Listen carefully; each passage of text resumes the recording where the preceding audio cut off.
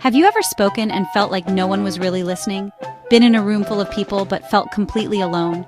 That ache you feel, that longing to be seen and valued? It's not all in your head. In fact, it's rooted in the very wiring of your brain. And today we're going to understand why it happens and exactly what you can do about it. Our brains are biologically wired for connection, a trait inherited from our ancestors for whom belonging to a group was essential for survival. This ancient programming is still active within us, constantly seeking social bonds to ensure our safety and well-being. When we feel seen and heard, our brain rewards us with feel-good chemicals.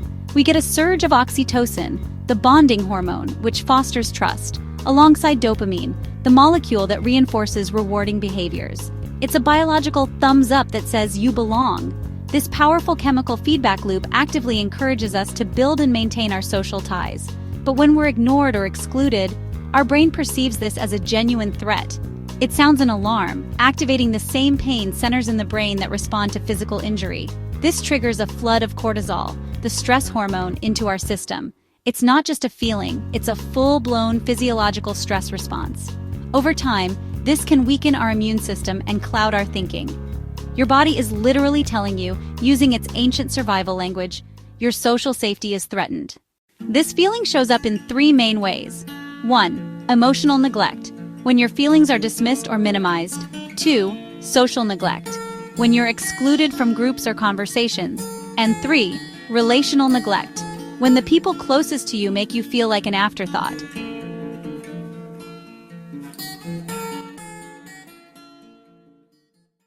The good news? You can rewire this. It's possible because of neuroplasticity, your brain's ability to adapt. The lonely, anxious pathways that feel permanent can be changed. You can train your brain and your environment to feel connected again, consciously forging new neural pathways that seek out belonging. Here's your toolkit. It's a layered approach, combining strategies for immediate relief with deeper work for lasting resilience. We'll start with quick fixes, then move to foundational changes. When you feel that wave of loneliness hit, ground yourself. Your brain is in a panic loop. Use the 5-4-3-2-1 technique to break it. Name 5 things you can see, 4 things you can touch, 3 things you can hear, 2 things you can smell, 1 thing you can taste. This forces your brain out of its anxious thoughts and back into the present moment, calming your nervous system. Next, reframe your communication. Avoid "you never" accusations, which trigger defensiveness. Instead, use "I feel" statements. For example, instead of "you never call," try "I feel disconnected when we don't talk, and I miss you."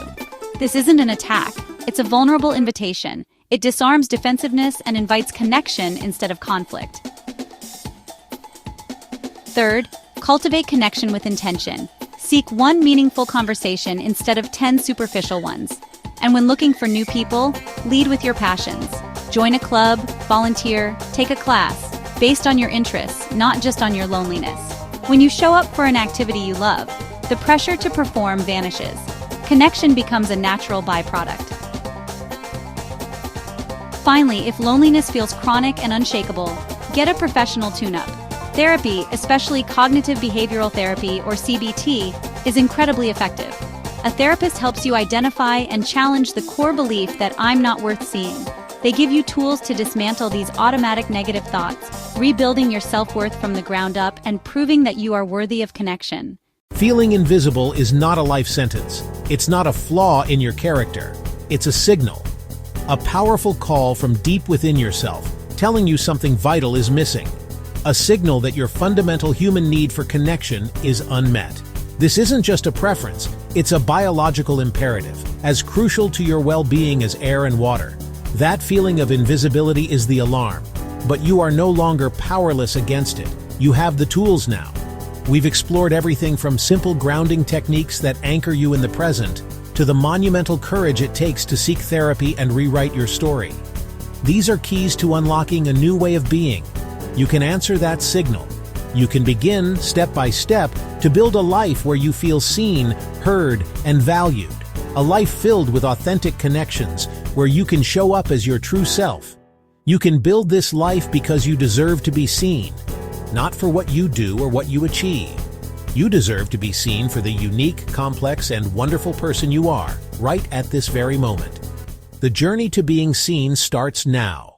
If this resonated with you, please subscribe for more videos that help you understand your mind.